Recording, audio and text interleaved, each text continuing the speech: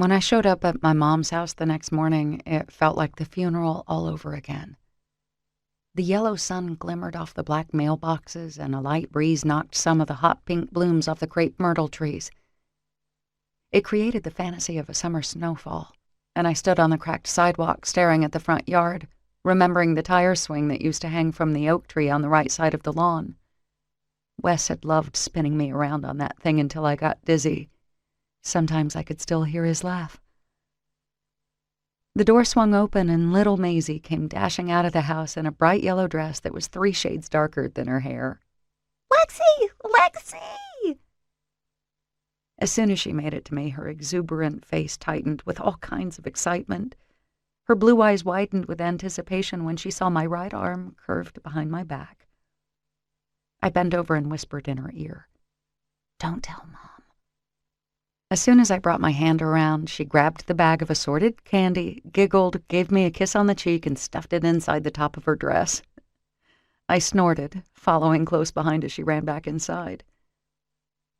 Maisie was the result of my brother's passing. Sometimes good things come out of tragic events, and she reminded us of that every day. I'd never seen a child so full of life and happiness as my Maise. Our parents weren't very sprightly to be dealing with a new baby, but they'd had Weston when Mom was 16, so they weren't that old. The pregnancy came not long after his death, and Mom called Maisie her little miracle baby because 5 months later she had a medical scare and underwent a hysterectomy.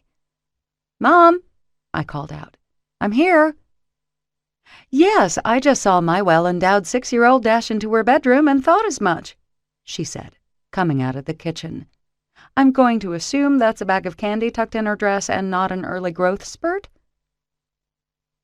She was wearing a dark blue dress with a black belt and a silver necklace I gave her 2 years ago on her birthday. Mom had been lightening her shoulder-length hair since it started going gray and put it in rollers at night so it would hold a curl. We were close to the same height but looked nothing alike. I hadn't inherited her generous cup's eyes or her Montana blue eyes. "You really need to stop bringing that girl candy. I'm too old to be chasing after her when she's all sugared up."